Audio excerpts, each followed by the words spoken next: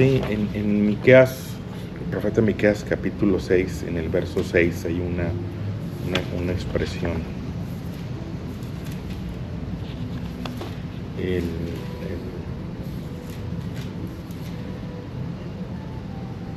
Quiero hablarles un poquito de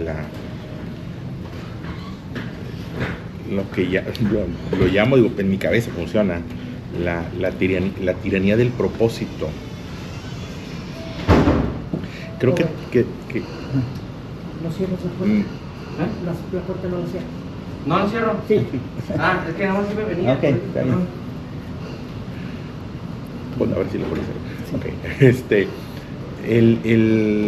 Creo que tenemos claro la importancia de hacer la voluntad de Dios, tener claro la voluntad de Dios, cuál es su voluntad y hacer su voluntad. Nos queda claro, hacer su voluntad es bueno, no hacer su voluntad no es algo bueno, hacer su voluntad tendrá alguna consecuencia favorable, no hacerla tendrá alguna consecuencia desfavorable, es un término muy simple, ¿no? Y entonces está el quiero hacer su voluntad, ese deseo, que es algo, y te repito, es algo bueno, ya para cuando naturalmente decimos yo quiero hacer la voluntad de Dios, bueno, pues hazla, ¿no? Así de simple, ¿no? Así yo dando consejos fregones, oye, quiero hacerlo bueno, hazlo, o sea, ya acabé ahí. El asunto es que quiero hacer su voluntad, pues hazla, pero ¿cuál es? Y ahí es donde a veces, hay de un tiempo a la fecha, de hace unos años a la fecha, percibo como que se volvió muy complicado. Surgió una tesis hace tiempo, un buen libro, lo claro, fue un buen libro, que surge con lo que llamamos la vida con propósito. Una tesis muy interesante, un libro muy interesante, un autor muy bueno, pero luego como que dentro de la tesis se hacía como que una especialización, una especificación, de manera que descubrieras cuál era la voluntad particular y única de Dios para tu vida, ¿no? Lo que yo llamo la crisis del propósito, y de pronto entrábamos en alguna especie de inquietud, pero ¿cuál es la voluntad de Dios para mi vida? ¿Cuál es la voluntad de Dios para mi vida? ¿Qué es lo que debo hacer?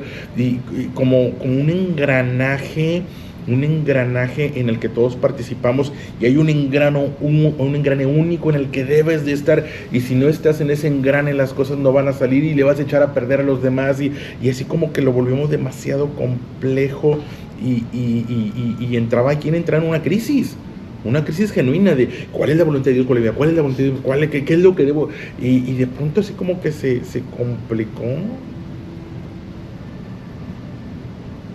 Y sin dejar de creer que de pronto hay propósitos particulares para algunas personas, porque tú tienes a un Moisés, o tienes a un Oseas, o tienes a un Jeremías, o tienes a un Jonás, o sea, personas con una tarea muy particular.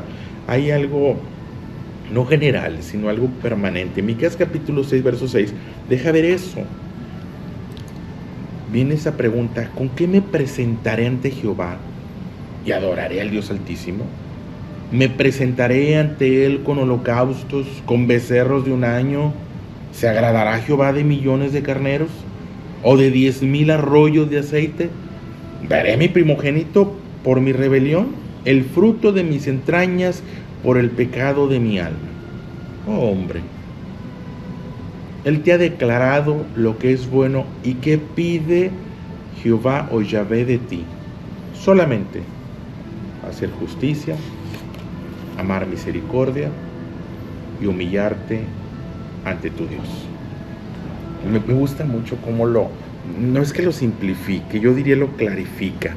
En esa crisis del propósito, en esa situación, vaya, ante la duda de quiero hacer su voluntad, pues hazla, pero es que ¿cuál es su voluntad? Llevo, subo, bajo, traigo, compro, vendo, le digo, no le digo, y de pronto, mira, hay un punto de partida, dice la expresión, en esta idea, porque también parece que hay una crisis ahí, en el montón, dice la expresión, me presentaré con holocaustos, habla de millones de carneros, 10,000 arroyos de aceite, e incluso ofrecer yo también, porque Abraham ofreció a su primogénito, yo también voy a ofrecer a mi primogénito lo que salga de mí. Ella dice como que, espérame, así, esa me gusta, hombre, así como, a ver, espérate tantito, a ver, párale. No, son millones de carneros, ni siquiera uno, porque de hecho hay otro momento en el que el Señor le dice, oigan, sus sacrificios no los quiero, porque hubo un momento que era, la verdad es que hasta es más fácil ofrecer el sacrificio que justicia, misericordia y humildad. El sacrificio tiene precio. Digo, ¿cuánto les costaría una vaca en aquellos tiempos, o un becerro en aquellos tiempos, o el aceite en aquellos tiempos? O hoy mismo que digan, hombre, fácil el diezmo, fácil la ofrenda, fácil la promesa. Difícil, porque tiene que ver con el carácter. Hacer justicia, dice la primera expresión. Y la justicia de Dios, no la justicia de los hombres. La justicia de los hombres te lleva al aborto, y la justicia de los hombres te lleva a muchas cosas que de pronto vamos a estar permitiendo. No, la justicia de Dios, Él te ha mostrado, Él te ha declarado lo que es bueno y qué es lo que pide. 3 ejes rectores ahí. Hacer justicia. La Nueva Traducción Viviente dice que hagas lo que es correcto. La justicia de Dios que te lleva a dar a cada quien lo que le corresponde, que habla con equidad, no igualdad, ya lo hemos platicado. La justicia de los hombres es igualdad. La justicia de Dios tiene que ver con la equidad es dar lo que le corresponde. Y de pronto le corresponde tiempo, le corresponde abrazos, le corresponde que estés ahí, es lo que corresponde, darle lo que le corresponde a cada quien, incluso a Dios. Aún darle a Dios lo que le corresponde, que repito, no es dinero, o a veces lo que menos importa o trasciende. Fácil es el dinero, difícil es el tiempo. Ser un justiciero, no. Ser alguien que practique la justicia. No solo que acepto o reconoce, porque alguna cosa reconoce, no, yo sé que esto es bueno, me queda claro yo que eso es bueno, y lo vives, o sea, ya lo sabes, pero lo vives. Por eso la expresión no es conocer justicia, dice la expresión, al menos en esta traducción, hacer justicia. O la otra traducción, que hagas lo que es correcto, tiene que ver con el hacer. Él te ha mostrado y tiene que ver con hacer. La justicia que te lleva a la práctica de la ley. No robar, no matar, no mentir, no engañar, peso y balanza justa. Por supuesto. Pero tiene como referencia o como guía o como punto de partida lo que Dios marca. Llevar la justicia de Dios a los necesitados. Entonces, en esa crisis del propósito, en esa duda del propósito, ¿qué es lo que debo hacer? Pues justicia. La segunda, amar misericordia. Que amen la compasión, porque hacemos lo que amamos.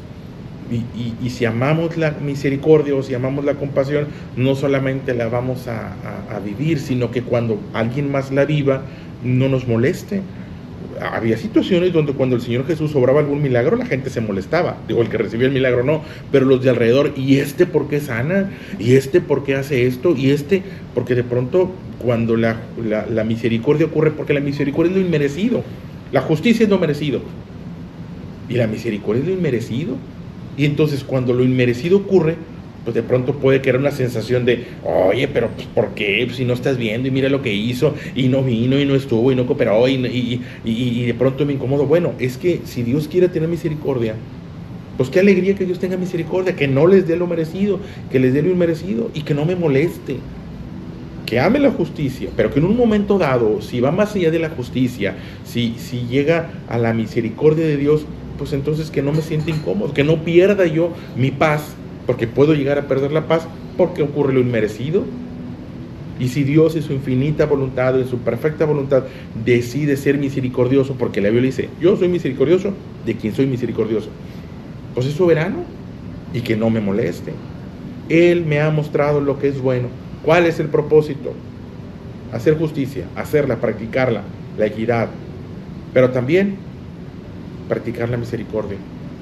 Porque llegó el momento que el pueblo de Dios era muy justo conforme a la ley de Dios. Dice que diezmaban el comino. Yo me imagino esos cohetes contando las bolitas de comino. O sea, te imaginas que te lleguen con una bolsa de comino y ahora pésala. No, ¿cuál pésala? Cuéntala. Y les decía, estos cohetes hasta el comino cuentan. Pero tan importante es la justicia como importante es la misericordia. La compasión.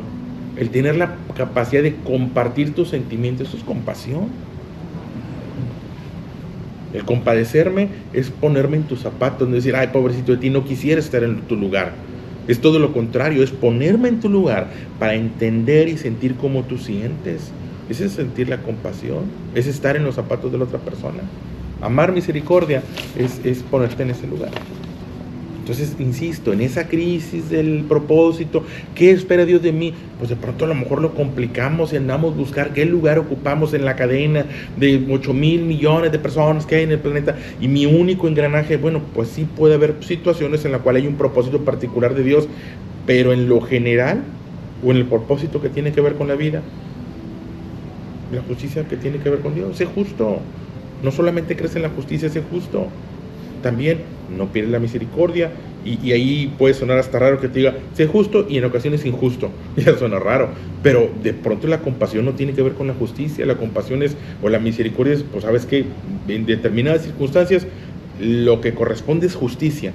Pero ¿sabes qué? Va a haber misericordia. Porque después de todo Dios ha hecho con nosotros. Que yo diga, Dios ha sido justo conmigo. No, Dios ha sido injusto conmigo. Ha habido momentos en los cuales no me ha dado lo que merezco. Y eso es injusticia. Me ha dado lo que no merezco. Ha habido momentos en los que tal vez no merecía yo ser perdonado, pero me perdonó. Ha habido situaciones y ha habido comportamientos de mi parte que yo no debía ser amado. Yo lo pienso. En mi realidad con mis padres, hubo momentos en los que yo fui grosero con mi madre. Hubo momentos en que pues, estaba enojado, tenía hambre, yo qué sé, y fui grosero. Y mi madre no me dio conforme a mi grosería. Mi grosería merecía una cachetada, pero no me dio. Fue misericordiosa conmigo. Entonces, si amo la misericordia, no solamente voy a practicar la misericordia, sino que cuando la misericordia ocurra a mi lado, no me va a molestar. Qué bueno que Dios perdonó a quien a mi parecer no merecía ser perdonado. Y la número 3, ser humilde ante Dios. La Nueva Versión Internacional dice que camines humildemente con tu Dios. Esa humildad, esa palabra que su etimología es humus. Humildad es humus, humus es tierra. Está ligado, es postrarte aún por tierra o hacer que te postres a suelo. Esa es la humildad.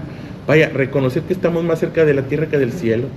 Conforme crecemos o nos va bien, de pronto nos da una sensación de altura, ¿no? El espacio más caro es el penthouse, ese es el más caro, ¿no? Nunca el sótano será el más caro, pues sí, pero sin sótano no hay penthouse. Y a veces el primero que se cae es el penthouse y el sótano es el que se mantiene. Cuando las torres se derriban, lo que se mantiene es el sótano, pero no preferimos el sótano. No buscamos el sótano, vaya, a veces no buscamos la humildad. Y previo a la grandeza es necesaria la humildad. Vaya, sin humildad no hay grandeza. Y a veces perdemos eso. Conforme crecemos, podemos desarrollar la no necesidad. No necesito, yo ya estoy bien. Si estoy en pobreza necesito, si estoy en enfermedad necesito, si estoy en carencia necesito, pero no lo estoy. Y se puede llegar a perder la humildad. Humildad, la actitud de persona que no presume sus logros, que reconoce sus fracasos, que reconoce sus debilidades y actúa sin orgullo. Con qué facilidad de pronto nos postramos y nos inclinamos cuando tenemos una dificultad. Ante el problema, mira, al suelo y Señor, perdóname, yo te pido. Pero pues fue circunstancial, hubo alguna situacioncita, traigo algún pendientito, tengo encima 2, 3 situaciones y ahora sí, humilde ante Dios, y no se trata de eso.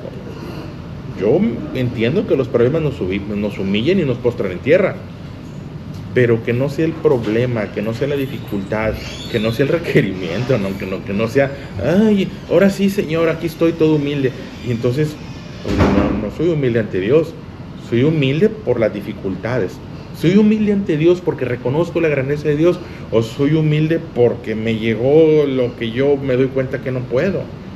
Y al final la humildad es humildad, y no. Si lo que me llevó a la humildad es la dificultad, pues no es lo que Dios busca. Él te ha mostrado lo que es bueno. En esa crisis, en esa búsqueda del propósito, ¿qué es lo que es bueno? ¿Qué es lo que pide? ¿Qué pide? Pues Él me ha pedido humildad. Y puedo hacer la lista de los mandamientos: no robes, no mates, no mientas, practica la fidelidad. Sí. Pero dentro de eso también está este otro punto: sé humilde ante Dios. Me ha tocado y he visto gente que es humilde, que van y de pronto ven el retencito y los chalequitos y la lamparita y sí, Señor, dígame. ¿Cómo no, Señor? Sí, claro que sí.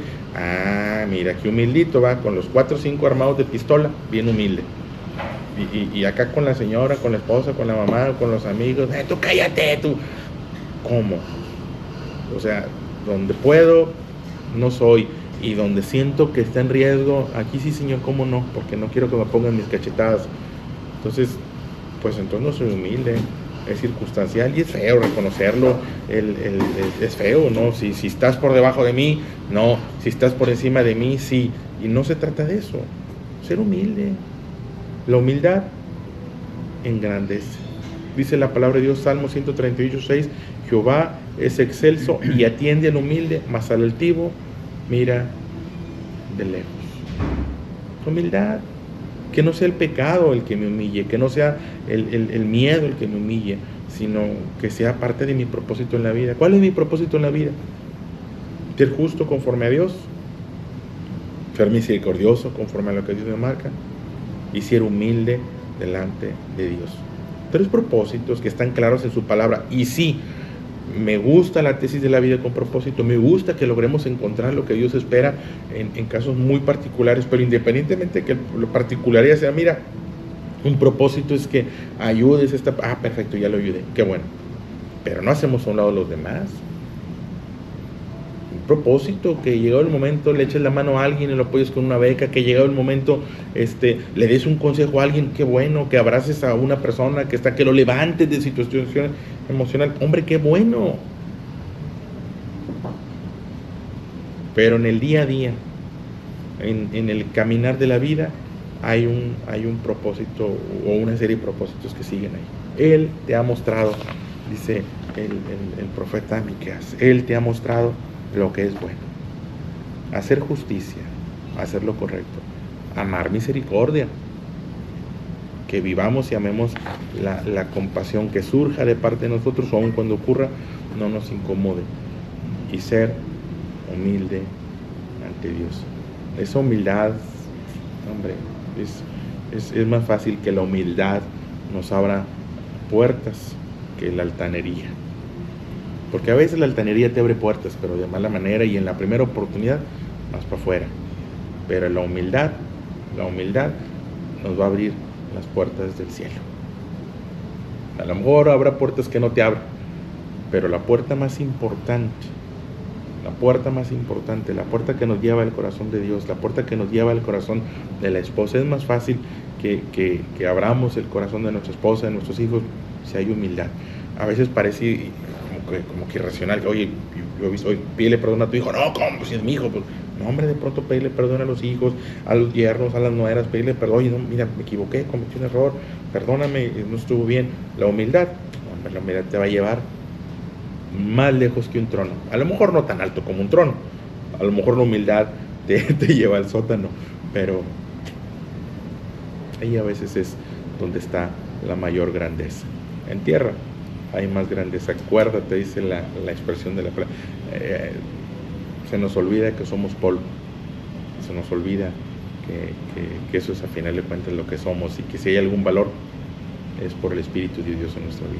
Entonces ahí está, ante la crisis o la tiranía del propósito, o la inquietud de descubrir y encontrar, o ves a alguien, es que yo quiero hacer la voluntad de Dios, no, hombre, está facilito. Bueno, facilito saber: justicia, misericordia y humildad. Es que espera Dios de mí: justicia, misericordia y humildad. Es que ¿qué quiere Dios de mí? Justicia, misericordia y humildad. Pero es que yo quiero hacer la voluntad de Dios. No te preocupes, si tú eres justo, humilde, y amas la misericordia, vas a hacer la voluntad de Dios. En la búsqueda de esos 3 ejes rectores, la voluntad de Dios va a ocurrir, y sí, va a haber particularidades que vengan de justicia, de misericordia y de humildad. Va a haber, y la humildad te va a llevar y la misericordia y la justicia te van a llevar ya a los casos particulares de esto. Ahí está la idea, y bueno, ténganla y compártanla, porque vaya que en el mundo de la crisis del propósito, a veces hay quienes, Dios tiene un propósito de llenar estadios y de llegar a tronos y de llegar, y sí, puede ser, es la voluntad de Dios, el propósito de Dios, que ocupes una silla en un congreso, que ocupes una silla en una dependencia, que ocupen, sí pudiera ser, pero sin justicia, sin misericordia, sin humildad, de pronto no va a ocurrir, y la voluntad de Dios no ocurrió. Y tú vas a ver casos donde la voluntad de Dios no ocurrió, que era la voluntad de Dios, y de pronto no ocurre. Yo he visto, y ya termino, dice ahí que Dios quiere que todos los hombres sean salvos. Y yo, ¿por qué la voluntad de Dios no está ocurriendo? Es que se hace la voluntad de Dios. ¿Y por qué no se está haciendo? ¿Por qué ¿Por qué la voluntad de Dios que dice que Dios quiere que todos los hombres y mujeres sean salvos y lleguen al conocimiento de la verdad? ¿Por qué no ocurre? Pues porque a veces no le damos espacio a la justicia, a la misericordia y a la humildad. Y de pronto pudiéramos frenar la voluntad de sí, Dios tenía un propósito. Sí lo tenía, lo tiene, pero no ha sucedido. Porque no ocurre en las vidas de los que no son humildes, justos y misericordiosos. Ahí está, 3 ejes rectores que espero puedan confirmar sus vidas y las que los